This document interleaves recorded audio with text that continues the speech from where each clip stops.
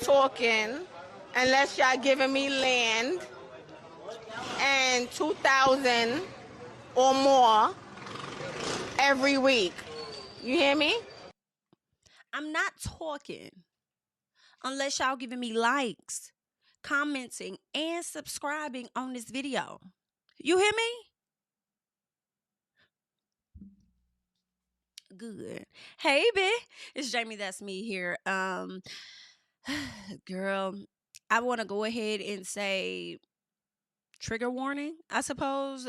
This is a story about a mother that abandoned her children, and we will be seeing the living conditions. And when I tell you nasty, filthy is exactly what it is. And I hate that these children had to endure the way that they did.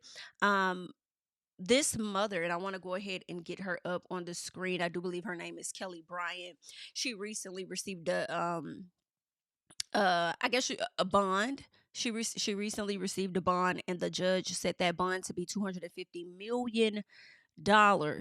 That's right, $250 million cash bond is what this woman received because she abandoned her children in the most filthiest conditions ever.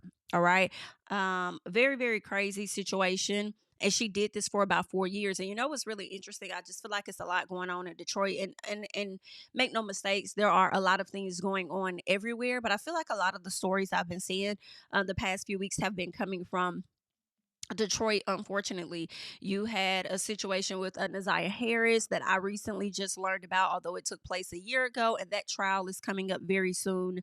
I do believe that young baby girl has passed away. The young lady that was violated by her aunt's baby daddy, yeah, who he ended up getting pregnant, and she went missing, right? You have that story. I do believe it's out of Detroit. You had the mom who children froze to death. They were homeless. They were at the top of the parking garage at the casino. We got into that last week, and those two children passed away.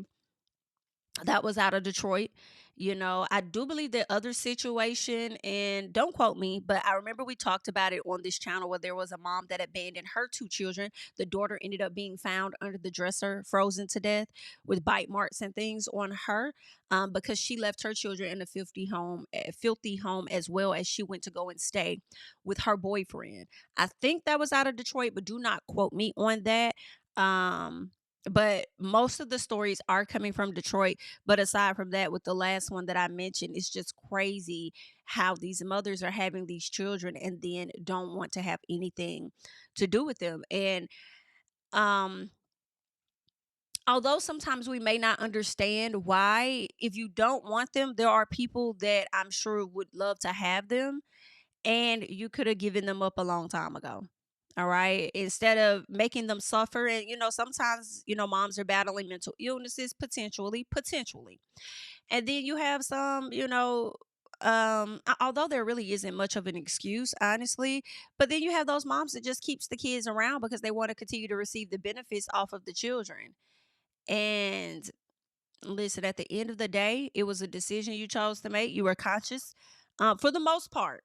For the most part, I would want to believe after having multiple children, you entertained the act of creating children. You had those babies, and then now you don't want to care for them. Girl, the least you could have did was giving those children up. Okay, but I want us to get into the story and more details about this young woman here, by the name of Kelly Bryant. All right. She's 34 years old and she is currently being detained. They're saying that she abandoned her 3 children and forced them to live in squalor alone for 4 years, you guys. I mean, these kids range from 12 to 15 years of age.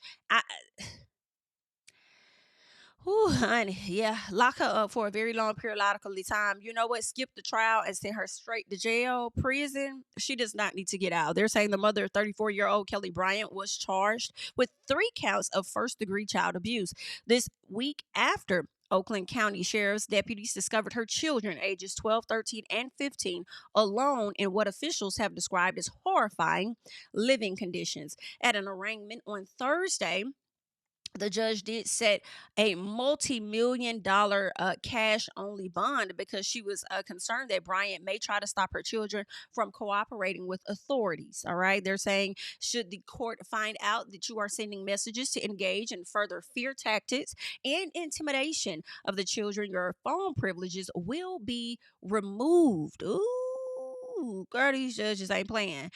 They're saying, I didn't even know you could do that. But they're saying that Gross added that she also considers the mother to be a danger to any minor children, including her own 3 children involved in this case.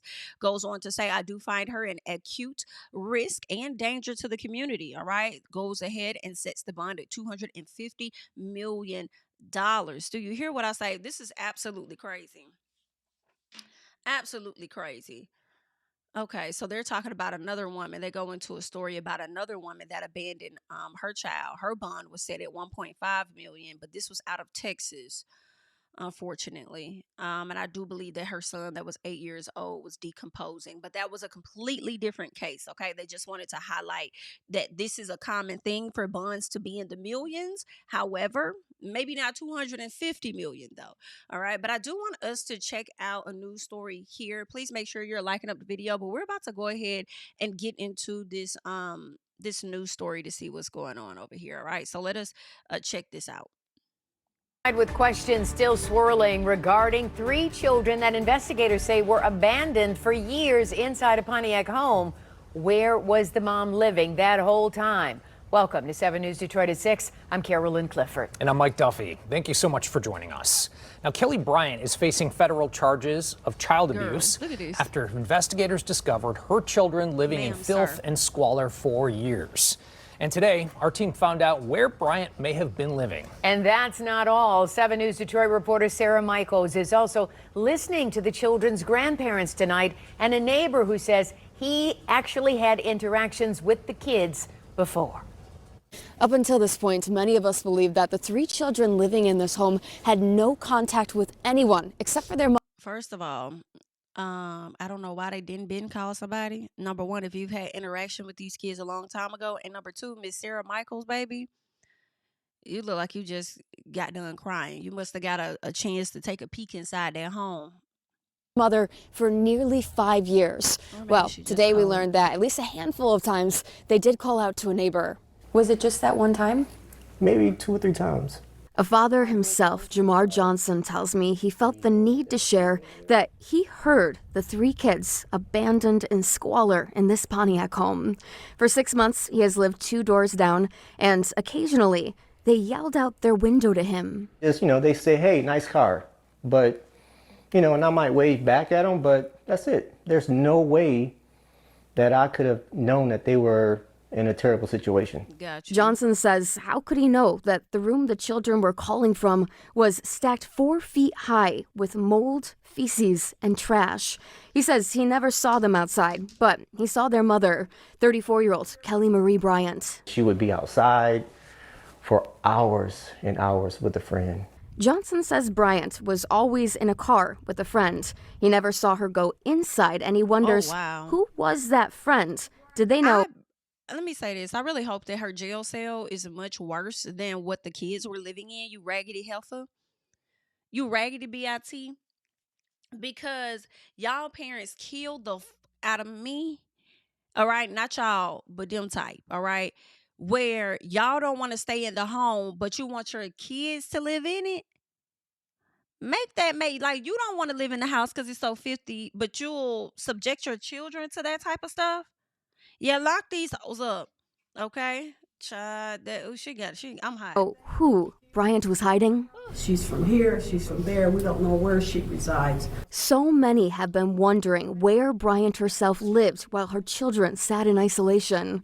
Court documents show 2 addresses. At one of them, I talked to a woman who confirmed Bryant was living here. Were you guys living together? The house is about 6 minutes away from where Bryant's children were. The woman behind the door telling me that Bryant always told them the kids were with their dad, and Bryant actually played with other people's kids. The 3 children, ages 15, 13, and 12, are currently staying with their maternal grandpa. Over the phone, their paternal grandpa, Samuel White, tells me He and the kids' father have been trying to see the kids for years. Wow. But it just hurt because it's not the fact that she had to take them through that. Why would she do that and that wasn't the situation? White says that he personally asked Bryant to bring the kids around. The answer was always no, begging the final question and perhaps the biggest question: why would she do this? How are you guys coping with that? I mean, it's sickening because it was like we wasn't running from the situation. We always asked about them. They doing all right, but it's a lot of scar there. It's a lot of scars. Bryant will be back in court March 4th for a probable cause conference. In Pontiac, Sarah Michaels, 7 News Detroit. Ain't that something? They trying to see the kids. She never bringing them around. Is it bad that I would have liked the family to have potentially did a welfare check or something on the kids if you ain't able to see them and she never bringing them around? You know what I'm saying? And maybe she pacified them by at least letting them get on the phone. You know what I'm saying? And probably standing right there with them while they're talking to their family members to make sure they don't say anything out of order. Maybe it could have been a situation like that, and because they were able to hear from the kids, they probably were like, oh, okay, well, they fine. You know what I'm saying? They probably good. I ain't gonna trip too much. Hopefully she'll bring them around someday. Is what I'm wondering.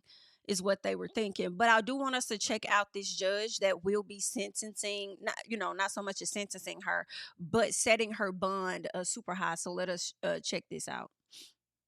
Deny her bond. That is court, of course. My first knee-jerk reaction was to deny her bond. However, because I find her acute danger, I find her a continued danger to the children. My main concern is, I don't know who, if anyone, that the children have been given to. If it is a family member, I'm concerned that she still may have contact with the family member from the jail with instructions to continue to engage in the fear tactics to forbid the children from cooperating with authorities in their continued investigation in this matter. For that reason alone, I'm giving her a $250 million bond in this matter, cash only. The other aspects, should she post said bond, she is not to have any contact with these children by family members, third-party agents, or friends. So, Ms. Bryant, I want you to understand, any phone calls from the jail, should you're unable to post this bond, is recorded.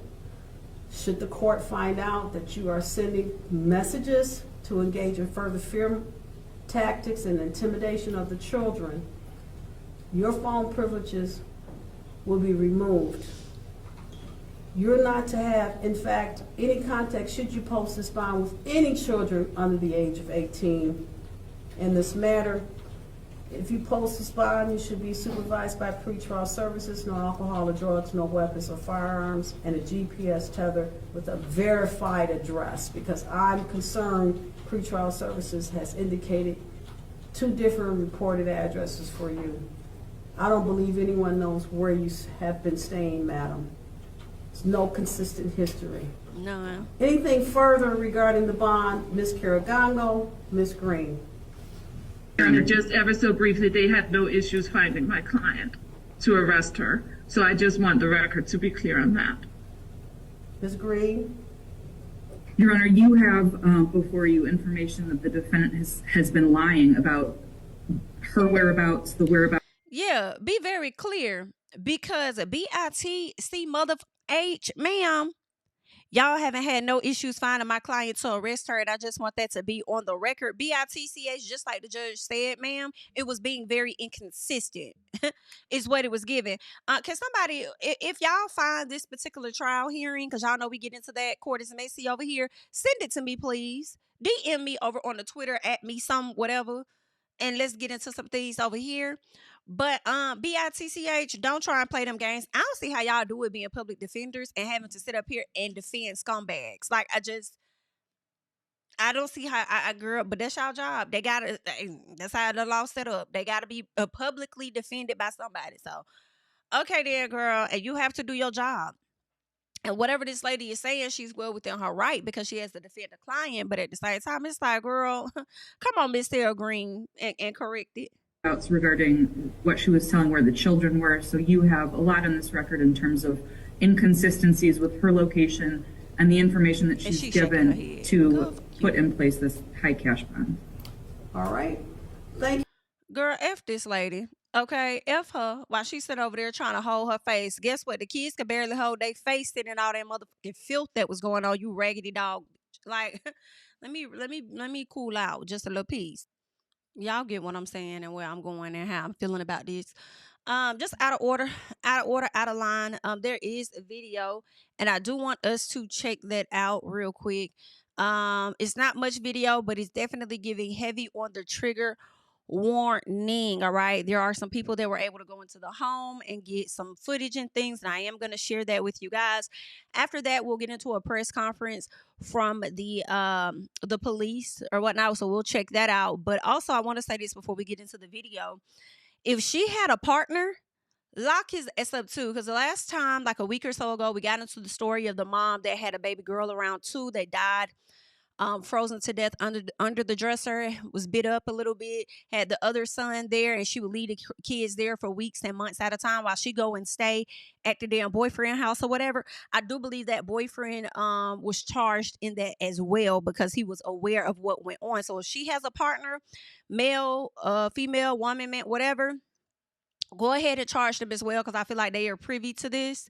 Whoever was sitting outside the house that she would go and sit in a car with a friend, as that man had just mentioned, go ahead and charge them too, because I feel like they may have been aware, and it's possible that they may not have been. Maybe she's never let them go in the house, so they didn't know. Maybe she could have been lying and saying, oh, well, they just doing homework. So I don't know. Maybe just to question them. Don't charge them yet, but see what they know. And if they know a little bit more, go ahead and apply them charges to them too. Just a little piece, okay? But yeah, also I believe that in the press conference, the sheriff or he's gonna get into where the dad was. All right. So I don't know if the dad has been fully privy to everything that had been going on, because I think people have been calling for the father to be arrested, and they're going to be speaking on that as well. Okay, so we are gonna get into that in just a second. Let us check this out.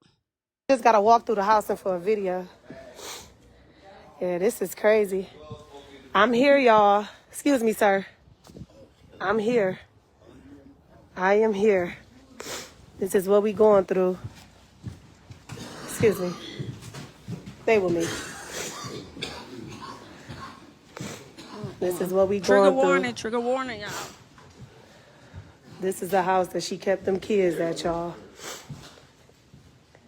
And I gotta clean it. Oh, God. What she means she gotta clean it? That's what I'm trying to understand. That stove and that refrigerator need to come out. Ma'am, what do you mean you have to clean it? Like, are you the cleaning company that they're sending out? Are these your people? Are you a part of maintenance at the apartment complex? Or are you like a leasing agent of some sort? Let me tell you. Y'all need to be gutting that place. That place does not need to be cleaned. It needs to have everything in there, scooped the hell up and taken the fuck out. I wouldn't be in there trying to replace motherfucking thing. Look at them floors. What are y'all doing? Y'all can take it out. Y'all want us to take it out. Where we gonna put it at once we take it out, sir? Lay it right there. Yeah. Lay it right there. Yeah. Those scrappers. Yeah. But I need somebody to walk me downstairs. You want to? Have you been down there yet? No, I ain't been down. Come on. Terrible. Ooh wee. Hold on. Come on, y'all going. Give me my mask. Where is the mask at? She should get her ass kicked. Stomp is what she needs. This is it, y'all. We got a big crew with us today.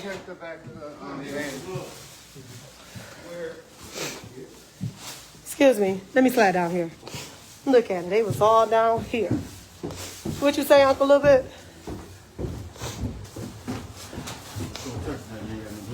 Yeah, you don't touch nothing if you ain't got no gloves on. All right, let me go up here. Ooh, Lord. Yeah, so you got to take that washer and that dryer out, okay? Or do you want him to just take out that stove and that fridge? You want me to take that stove and that fridge out right now? Yeah, my uncle will get that for you. We got to take that refrigerator and that stove off. We got to take it out. We got to put it to the curb. It ain't no more good. They shouldn't even try to replace. Ain't no cleaning that. You can't clean that, baby. You got to take that out. No, they shouldn't be trying to replace a motherfucking thing. Y'all shouldn't be even in there trying to clean a fucking ass thing, if you ask me. Shouldn't be trying to replace, clean, do none of that shit. Gut all of that shit. Snatch all that shit out and start from scratch. Honestly, I feel like it's inhumane, and I also feel like the damn city or whoever makes these decisions should deem this place as whatever they gotta deem it for them to not try and move somebody else in here. Because, you know, my thing is with these apartments, you know, a lot of times in these rental places, a lot of times they like to hide mold that exists within the damn home. And looking at all of the shit that's taking place, I can imagine what kind of mold has built up behind the walls and all of that shit. Y'all shouldn't be trying to clean up nothing, replace nothing, none of that fucking shit. Girl, y'all need to be in there talking about how y'all finna knock all this shit down. Even the walls, the windows gotta come out. Like, girl, I want to see this place all the way down to its bare, what is it? To its bare wood. That's what I want to see. Matter of fact, don't put nobody else in this fucking unit. Y'all need to use this as storage or something. Or hold it up until the trial is over and get them more than enough time to clean this place up. Okay, because the trial probably ain't gonna take place till like a year or so. So, girl, get that shit together. This is disgusting. Yeah, no, I can't. Ooh, Lord.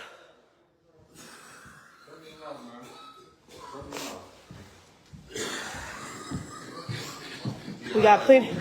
Hi. Yeah, I'm going to go to the dollar store and get some masks. I'll go get you some. I'll go get you some. Sir, wear your gloves and your mask.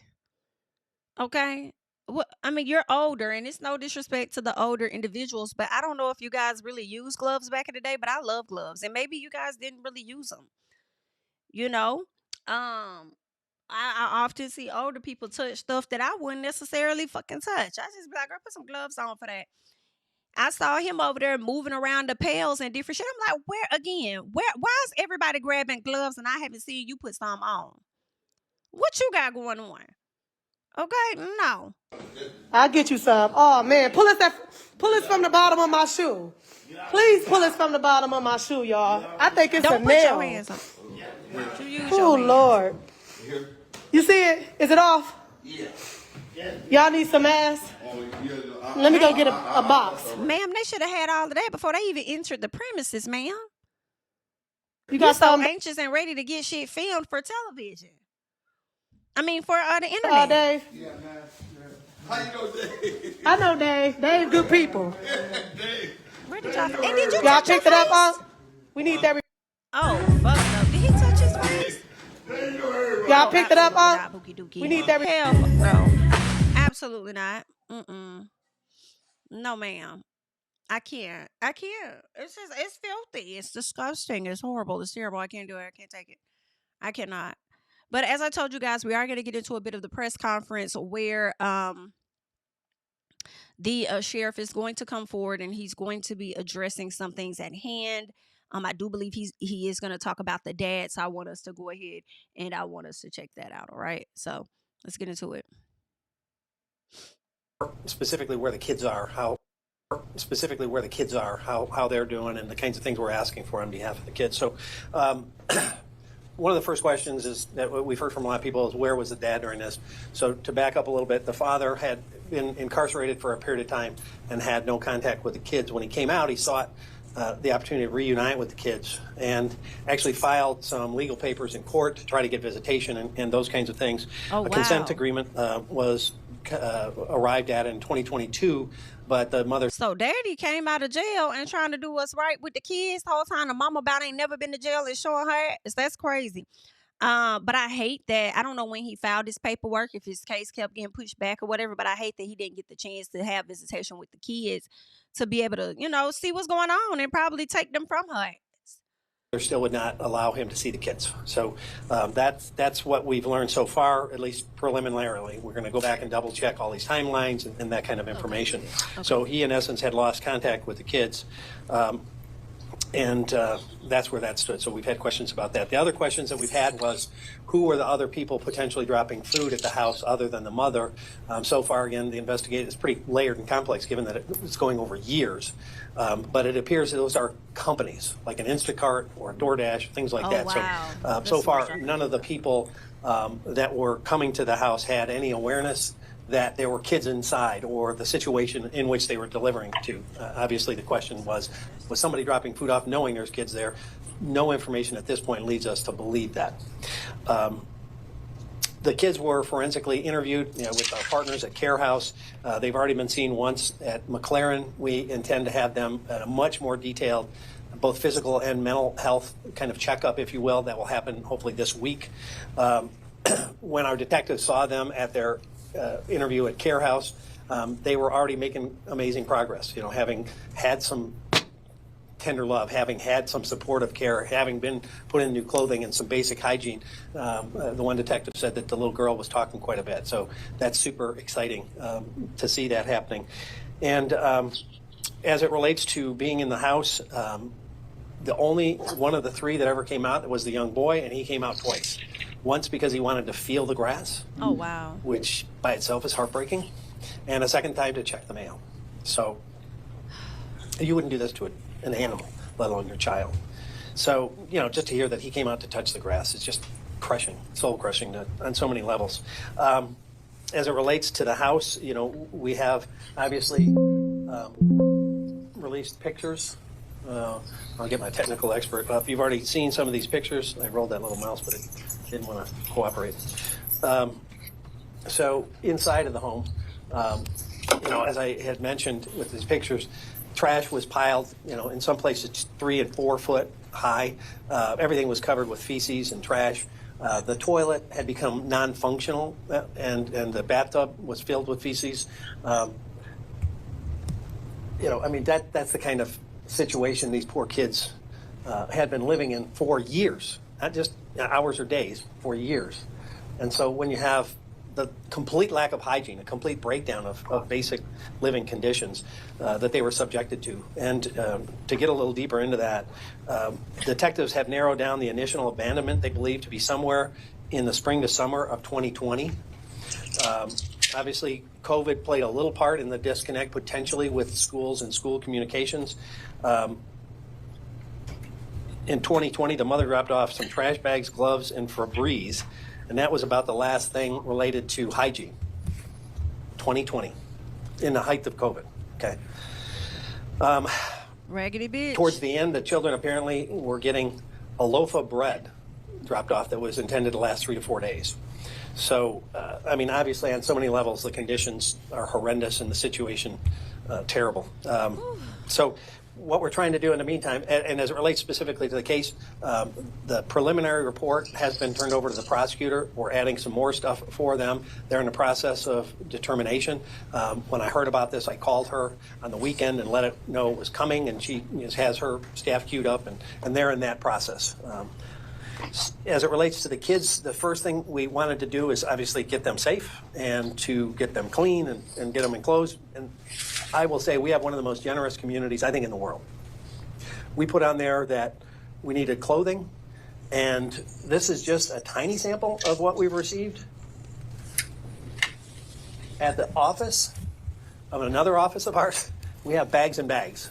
So we don't need any more clothing. We greatly appreciate it. The family and the kids greatly appreciate it.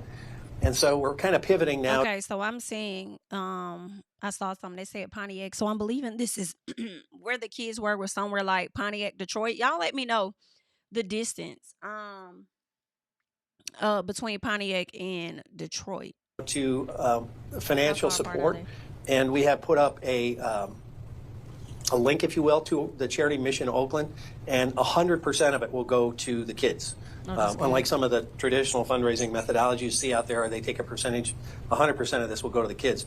What I am asking is, again, our generous viewers and listeners out there and readers, we're looking for a law firm that would set up a trust fund so that we can take 100% of what we receive in donations for these kids and put it in a trust that can be administered, that can take care of maybe their medical bills, mental health visits, and if there's any overage, maybe set some money aside for their future education. Oh, yes, this is going to be a that would be long-term awesome. situation, and so we'd like to be able to kind of hand the baton to a trust fund that will manage it in a way that makes sure it's just the kids. Not suggesting anybody else would do anything with it, but we're looking. Now, as they received, you know, call-ins and stuff as attorneys wanting to help, I hope that they do vet the attorneys and make sure that they're picking the best of the best, you know, to watch over these funds and things for these kids. Y'all, this stuff is so heartbreaking. So heartbreaking. Like you, ooh, girl, in my head, I really want the mama ripped apart, but girl, I can't. Looking for a mechanism where we can hand this off. So if there's a firm out there that would like to set up a trust fund for these kids, then we'll deposit any receipts that we have. In a very short period of time, I think we've already got the $15,000 to $20,000 in on our donations.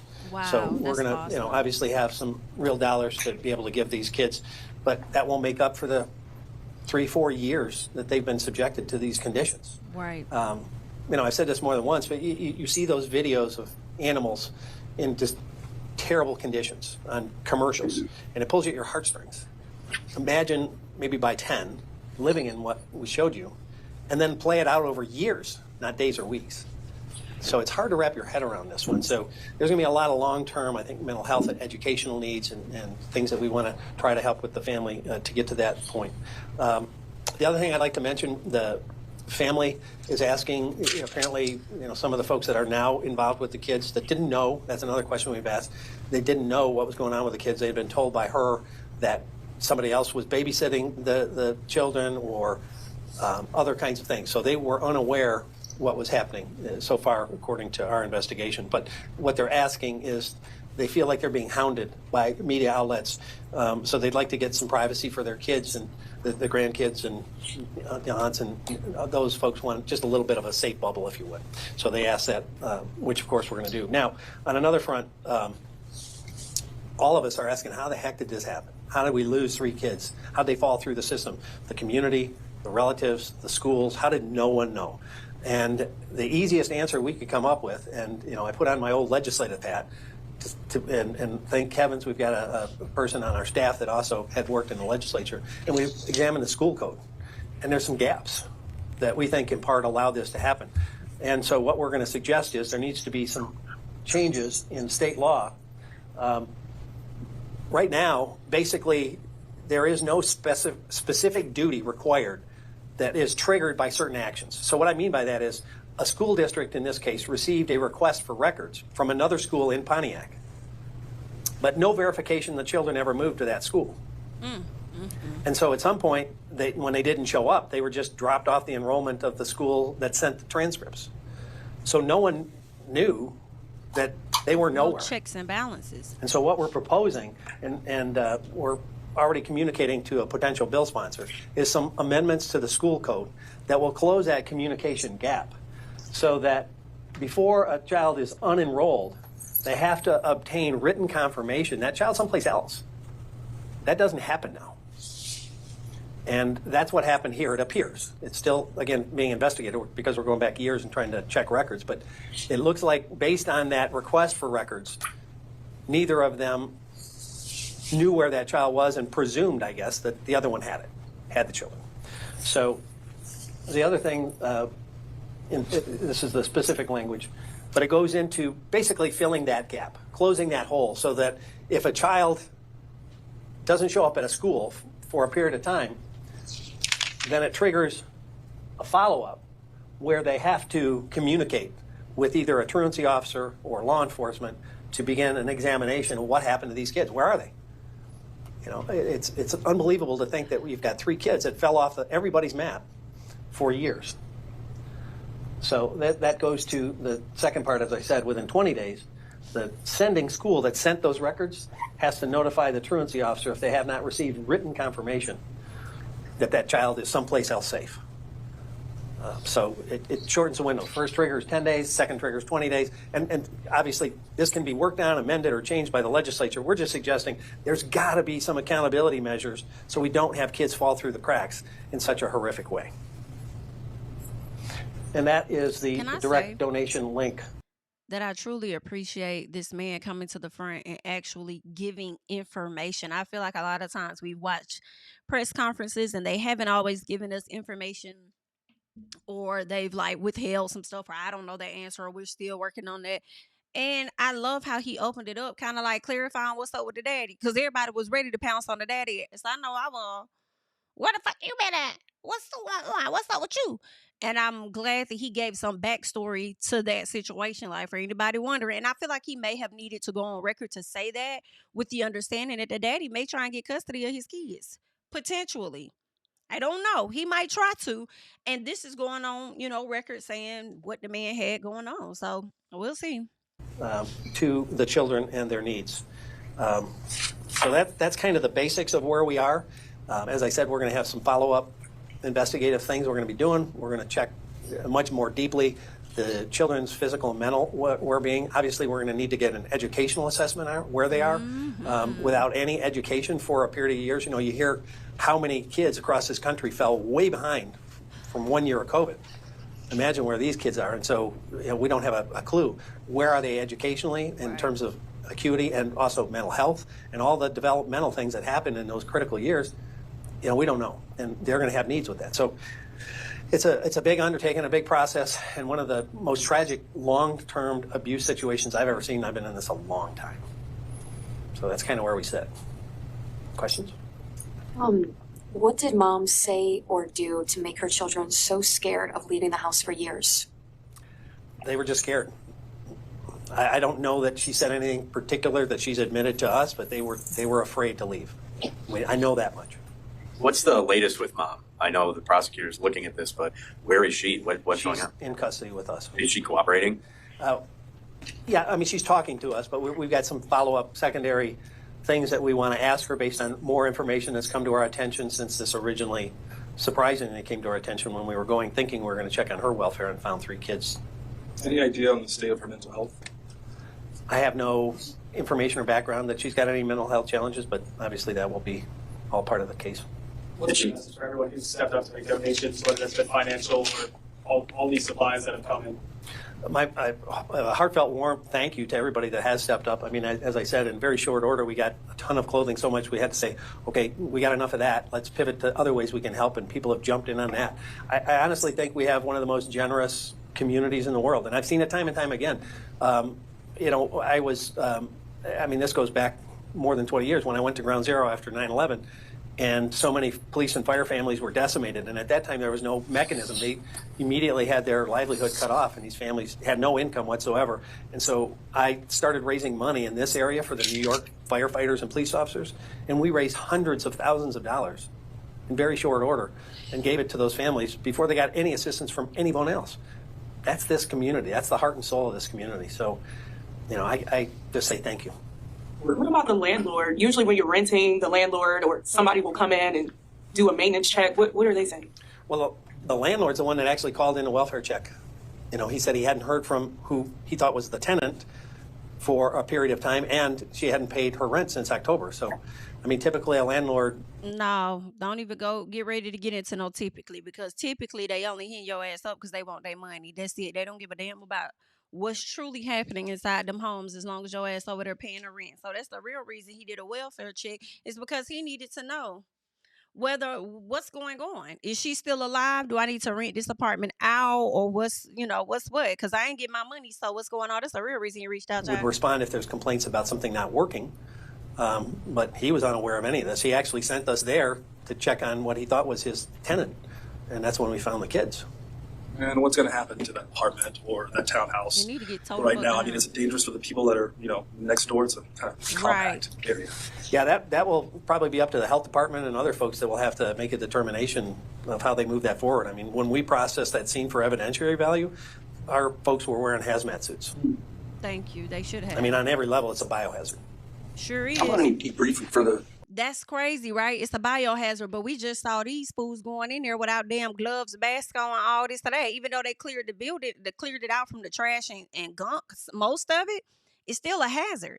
So yeah, y'all need to tear it down, tear that whole damn building down. How can you shut that bitch down? they go through any kind of debriefing, that's got to be kind of hard for them. That's horrific. I mean, again, I've been in this business a long time. The worst thing for our folks, our men and women on the front lines, is when they have an issue with kids, because most of them, you know, bring that home in a way that connect. They look at their kid and they see the other kid in the situation, and they just begin to, you know, personalize it, and it tears them up. So thankfully, we've got a great peer-to-peer program, and that was initiated immediately once we learned what the situation was, to both debrief them and make sure that they have some opportunity to process what they were involved in and how to, you know, in a healthy way move forward. You know, after you see some of the terrible things we see in our world, homicides and abuse, you'll never unsee it, but you have to find a healthy way to process it and then take another step forward and go back out and continue to do your job. Were comfort dogs like Callie brought into the kids at the hospital and things, and how did that go? Yes, I think 2 came right away, and that's been, you know, I mean, here Callie sits in this corner. Our comfort dogs have been involved in so many tragedies. You know, when I started this program, I thought, well, you know, this will be helpful here and there. It's almost a daily thing. It is daily if you consider how it helps our people. But, you know, I mean, think where these dogs have been. They've been to Oxford. They've been to the splash pad scene. They've been to suicides. They've been to, you know, one thing after another. And I think they make an amazing difference. Do you have any information at all as to why this mom would do this for years to her children? Not at this point. You know, they're going to, again, try to ask her some more questions. That's all part of the investigation, how or why. I mean, I don't think there's never going to be an answer any of us can understand or accept on the why. How do you? I mean, anybody that's a parent looks at their kids and thinks, what a blessing, what a gift. And to allow this to happen, I don't think anyone, whether you have kids or not, will ever wrap your head around.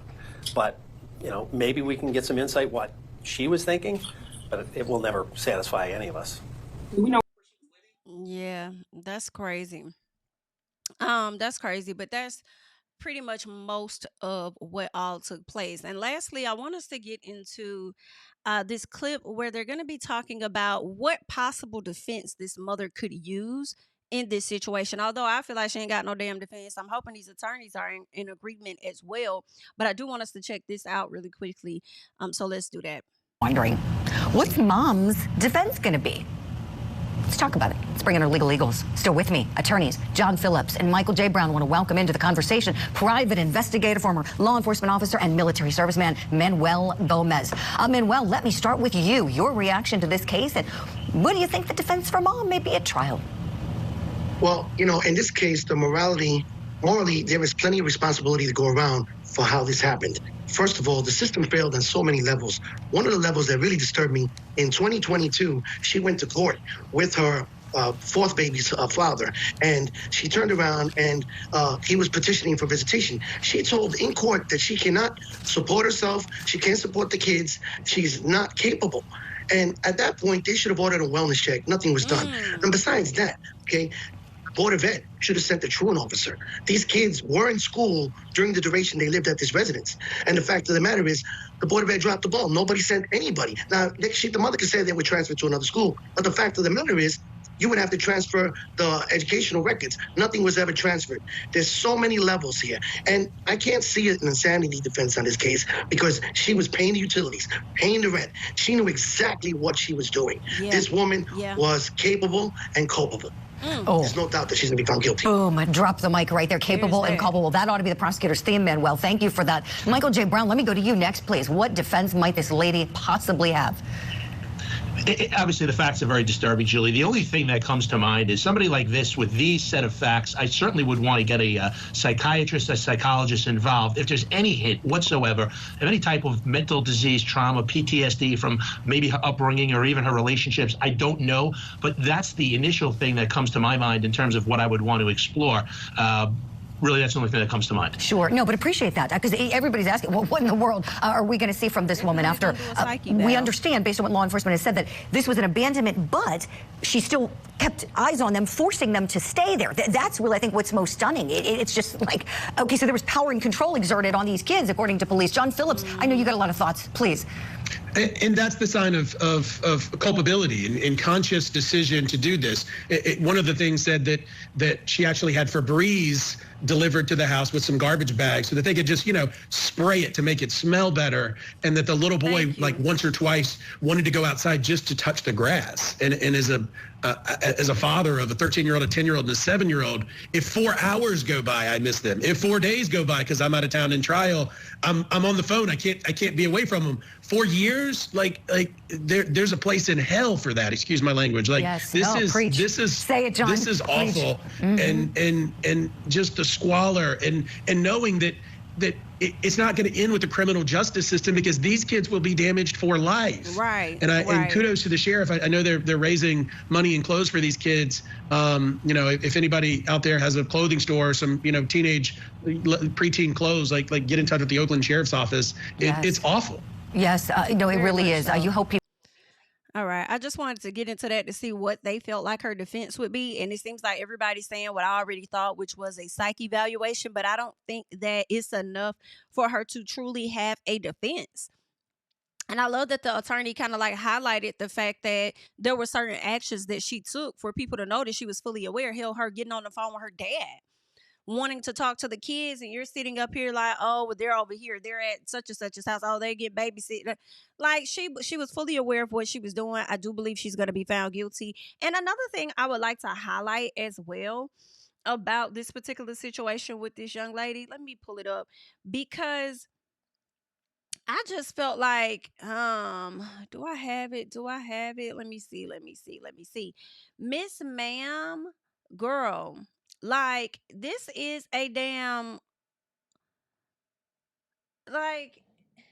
it looked like it may be a piece of a lace front on her head. Okay?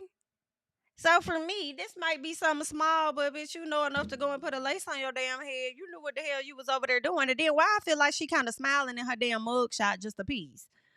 I don't like that. I don't like that at all. But I hope you over there smiling behind bars. You was looking very anxious when you was sitting up there on that Zoom court hearing. And I can't embody, because those kids were very anxious as they were living in a home with filth and feces and all kind of other shit that was going on. You raggedy hoe. But that's all I got. All right. You guys can leave your thoughts and comments down below on the matter at hand. I am Jami, that's me. Be sure to subscribe and like the video, and I will catch you guys in the next one. Bye-bye. Tell him I preach to the choir. Stand with my feet to the fire. Give all the glory to God. Stand in the midst of these haters, I'm silent, nobody can stop me. Just gotta check in my notification, them numbers hit like it's a proxy. Cashed out at the ATM, and the ATL, they done made a gym. I've been kicking doors like the ATF, got them trying to clone me like Agent Smith. Game time, I invade the gym, high elevated, I can face the rim. Putting shots up, I got laser focus, about to take it over, I'm Invader Zim. On a trip to Florida like it's A&M. Who that nigga, man, they say I'm him. Spit the truth, never wasted film, I can feel the pool.